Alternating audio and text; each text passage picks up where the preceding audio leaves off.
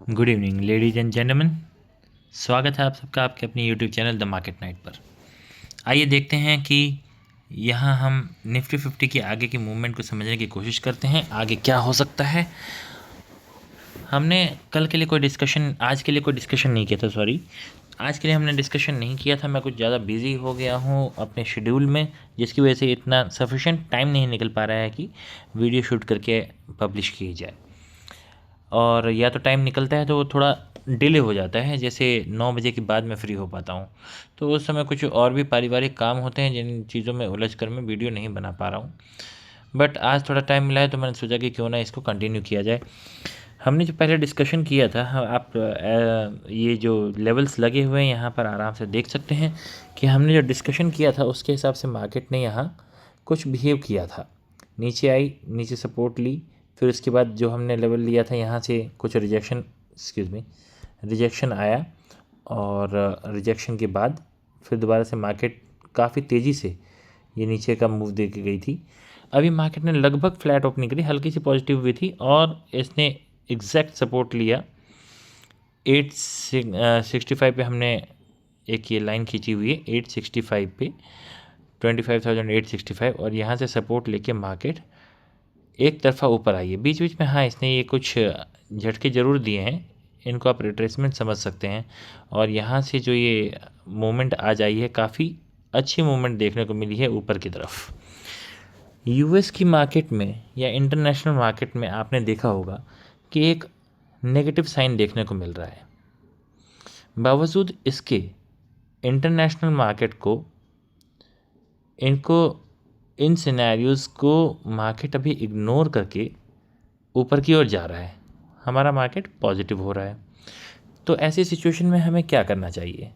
ऐसी सिचुएशन में आप ये समझिए कि आप अपने हिसाब से कुछ लेवल्स लगा लीजिए, या आप जिसे भी सुनते हो, जो भी आपका फेवरेट एनालिस्ट हो, जो अच्छी एनालिसिस करता हो आपके हिसाब से, आप उसके लेवल्स को लगा लीजिए, आप अपने हिसाब से लगा लीजिए, और कुछ फैसले पहले से करके रखिए कि अगर मार्केट किसी एक पर्टिकुलर लेवल के ऊपर जाता है तो आई will be ready for long, और अगर किसी एक पर्टिकुलर लेवल के नीचे आ जाता है then I will be creating shorts. Simple है। आप इसमें ज़्यादा उलझ कर अपने आप को परेशान ना करें कि क्या करना चाहिए क्या ना करना चाहिए, और बार बार ट्रेड ना लें। नंबर ऑफ़ ट्रेड्स को आप लिमिटेड कर दीजिए, लिमिटेड ट्रेड्स लें, और अपनी दिशा को आप निर्धारित करके रखें कि आप किस दिशा में इंटरेस्टेड हैं। उस दिशा के अगेंस्ट में जब मार्केट जा रहा हो तो जस्ट लीव द ट्रेड। आप क्या कीजिए, अपने जो भी आपने जिस दिशा में सोची हुई है मूव, अगर उसी डायरेक्शन में आपको कोई मूव मिल जाती है तो उसके लिए आप एक अलार्म लगा के रख दीजिए कि भाई ठीक है, इसके नीचे जाएगा तो मैं कुछ करूँगा, अदरवाइज़ जो है मार्केट जा रही है ऊपर तो जाने दो। या अगर आपने सोच रखा है कि इस लेवल के ऊपर अगर मार्केट जाता है तो मैं इंटरेस्टेड हूँ, तो उस पर आप अलार्म लगा के रख लीजिए। पूरे टाइम आप मार्केट के पीछे पड़े रहेंगे, उसको देखते रहेंगे बिना बात, आप अपने दिमाग में स्ट्रेस क्रिएट करेंगे, है ना। स्ट्रेस क्या है, बहुत ही नुकसानदायक है, और आपके ट्रेडिंग डिसीजंस को डेफिनेटली ये अफेक्ट करता है। इस स्ट्रेस को आप जो है अवॉइड कीजिए। चलिए देखते हैं कि आगे की क्या संभावनाएं बन रही हैं। आज मैं आपसे सीधा सीधा कहूँ कि आज की ये जो मूव हुई है ऊपर की तरफ, मैं इसमें पर्टिकुलरली ज़्यादा इंटरेस्टेड नहीं था। इसमें मैंने कुछ नहीं किया है। मैंने सोचा था कि अगर मार्केट कहीं 26,000 के आसपास से, अगर ये जो हमने पहले से लेवल लगा रखा था, अगर 26,000 के आसपास से कहीं नेगेटिविटी दिखाती है और यहाँ से अगर ये टर्न करती है, so I would have been much happier to take this trade नीचे तक के लिए। बट ऐसा हुआ नहीं, तो आज बस मूक दर्शक बनकर हम बैठे रहे। तो ऐसे ही आप भी स्ट्रेटजी बना सकते हैं। देखिए, इस चीज़ का गम नहीं मनाना है कभी भी कि मेरा इतना बड़ा मूव छूट गया। ऐसे न जाने कितने दिन आएंगे जिस दिन आप ये सोचेंगे कि मेरा इतना मूव छूट गया, और ऐसे कितने ही दिन आएंगे जिस दिन आप जो है इससे बड़े बड़े मूव पकड़ के बैठ जाएंगे। तो अपने ऊपर आप कॉन्फिडेंस बनाए रखें अपनी प्लानिंग के हिसाब से। जिस दिन, मैं हमेशा कहता हूँ आपको, आप मार्केट में प्लान कीजिए और मार्केट को मौका दीजिए। अगर मार्केट का मूव और आपका प्लान इक्वलाइज हो जाए, एक ही सेम ही डायरेक्शनल हो जाए, ये ज़्यादा यहाँ पे अच्छा रहेगा कहना। अगर वो समझ लीजिए कि सेम डायरेक्शन में हो जाए, है ना, same direction, unidirectional, this would be perfect, uni directional.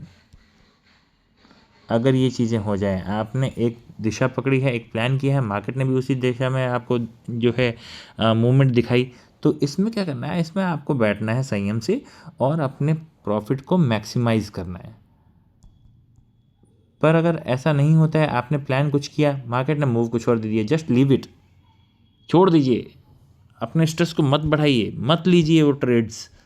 इससे क्या है, आपके दिमाग में सिर्फ प्रेशर बनेगा, पैसा नहीं। चलिए देखते हैं कि आगे की क्या संभावनाएं बन रही हैं।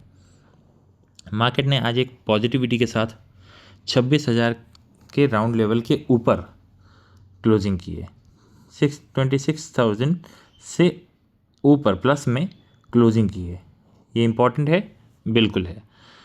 आगे की क्या उम्मीदें हैं, क्या ये और भी ऊपर जा सकता है? जाने को जा सकता है, पर मैं आपसे फिर कहूँगा कि लेवल्स आप अपने हिसाब से लगा के रखिए। जैसे कि आप देख रहे होंगे हमने लगाया हुआ है 26,080, इसको आप ये समझिए कि आज का हाई कितना था, अप्रॉक्सीमेटली 75, 80 ही मान के रखिए आप। अगर मार्केट 26,080 के ऊपर जाती है तो फिर आप ये समझिए कि एक फिर से मूव आ सकता है ऊपर की तरफ, जो कि आपको फर्स्ट लेवल 130,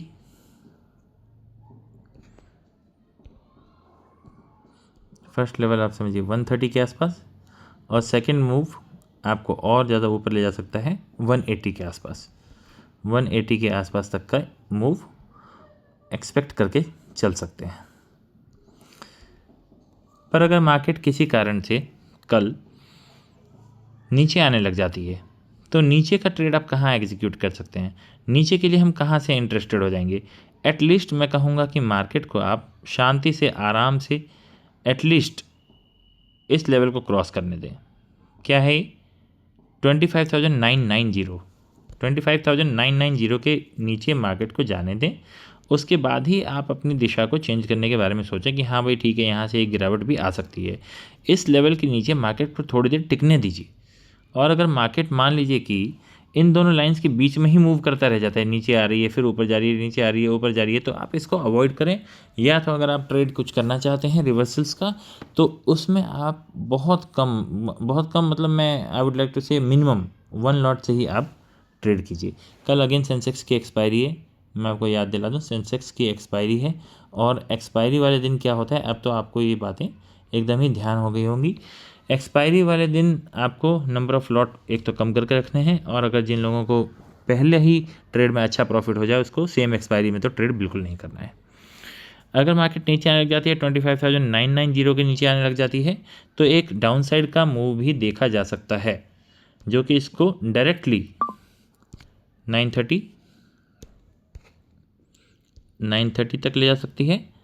और यहाँ से समझिए अगर इसके भी नीचे मार्केट टिकती है, तो ये जो आज की तेज़ी है ये तो ऑलरेडी धूमिल हो चुकी होगी, और उसके नीचे आपको 870 तक का मूवमेंट भी देखने को मिल सकता है।